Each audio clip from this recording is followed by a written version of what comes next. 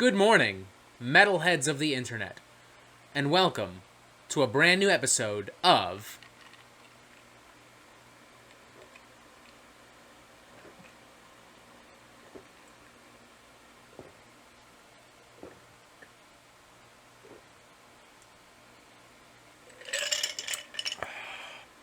My Never-Ending Nightmare. Today, we're going to talk about AfterLife, a brand new studio album from Five Finger Death Punch. And,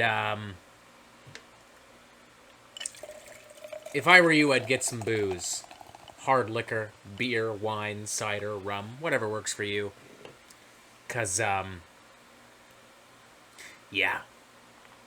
In my experience on the internet, talking about Five Finger Death Punch in any legitimate capacity or fashion, but especially in an overly negative or critical capacity or fashion, accomplishes absolutely nothing other than inspiring some of the most extreme and explosively hostile reactions imaginable out of the Five Finger Death Punch fanbase. Like, when I reviewed F8 back in February of 2020, I found myself being shocked and appalled by comments left by Five Finger Death Punch fanboys and fanatics. The comments section was littered with violent death threats, homophobia, ableism, sexism, a ton of crude and disgusting derogatory comments leveled towards me and people I love.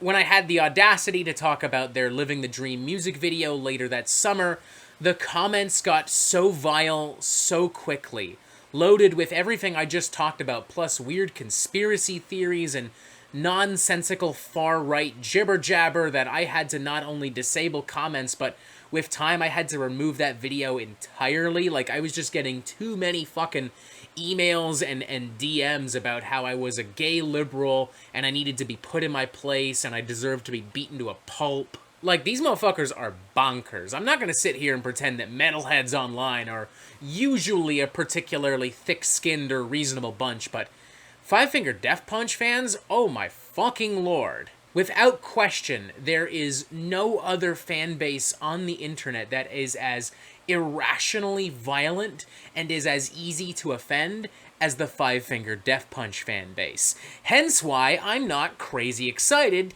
to talk about AfterLife, the band's latest studio album. But unfortunately for me, it's kind of hard to just ignore Five Finger Death Punch. They are, for better or for worse, one of the most commercially successful and popular bands of the 21st century. They have multiple back-to-back hit records, multiple back-to-back hit singles. In fact, a press release I received from Looters PR and Better Noise Music states that Five Finger Death Punch just recently broke the record for most consecutive #1 singles on Billboard's mainstream rock chart, as Afterlife becomes their 13th #1 single. Like, they are so monumentally successful and popular that even a Grammy award-winning thrash metal legend and pioneer like Megadeth will volunteer to open for them on tour. What the fuck? Top that off with the fact that this is quite possibly one of the most heavily requested album reviews I've ever done, and yeah, suddenly it becomes a little difficult to not talk about Five Finger Death Punch, so I shall persevere, and we shall talk about Afterlife, and I will drink a lot of fucking booze in order to prepare myself for the inevitable consequences of daring to speak ill of Five Finger Death Punch. Here we go. I may need your help for this, Chompy. I may need your help. I don't know if I'm strong enough to do this alone. I'm definitely not strong enough to do this alone. You're gonna stay right the fuck here.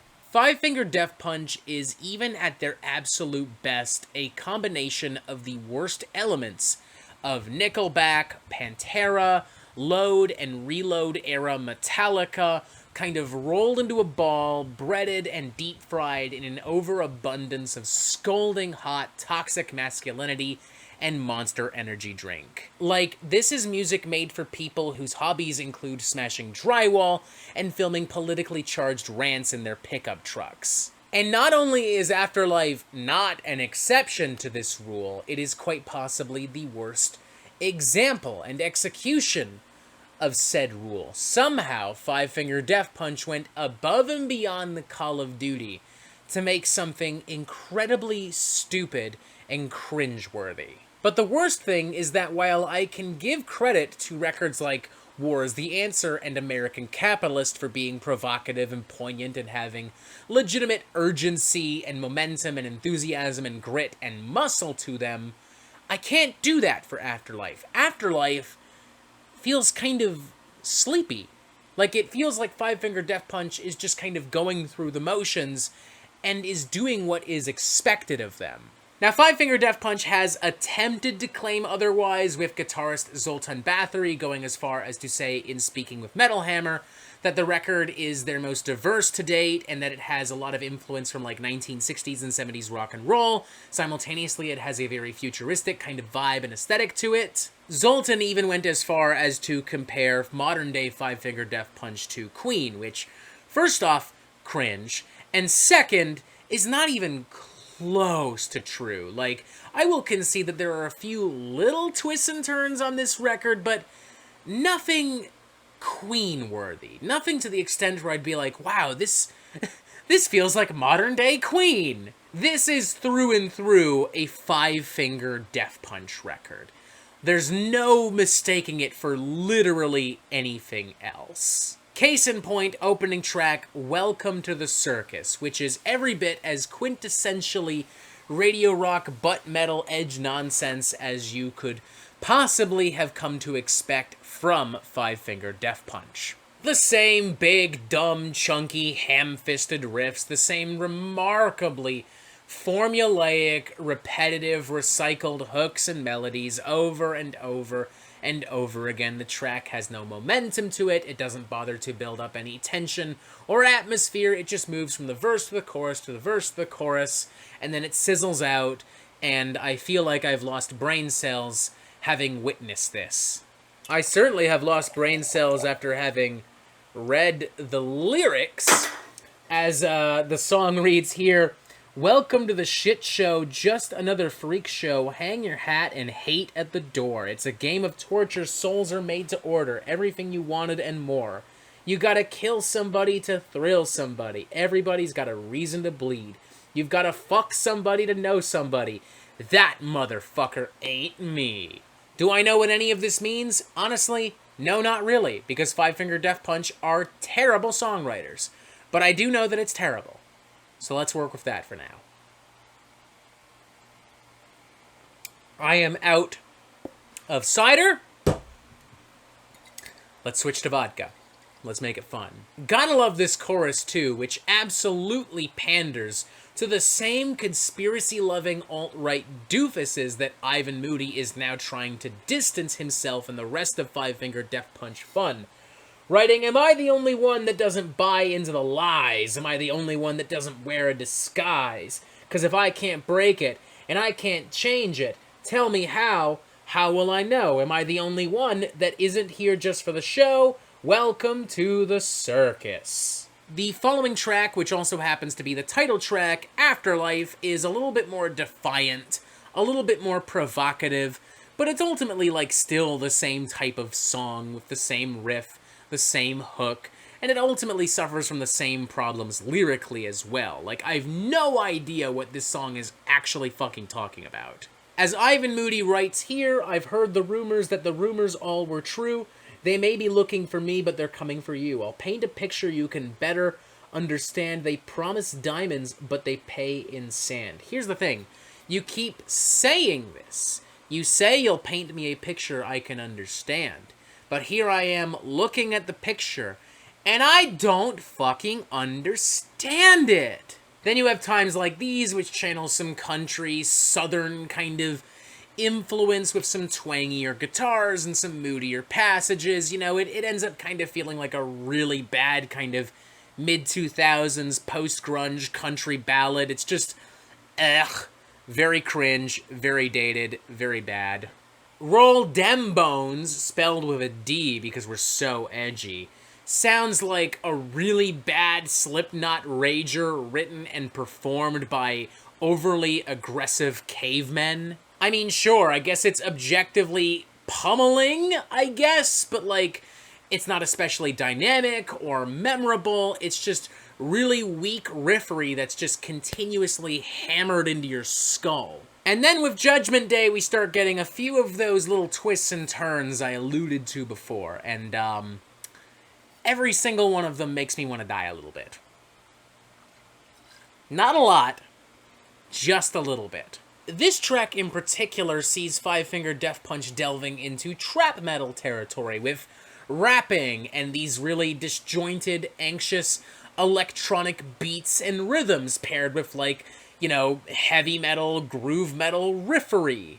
It honestly feels like something that King 810 would have written and then maybe made a demo of, but then they would have cut it from the record because it's just not good enough. Somewhat similarly, the track IOU throws in a few electronic beats and some synthesizers into what is ultimately a very repetitive kind of Five Finger Death Punch radio metal bruiser.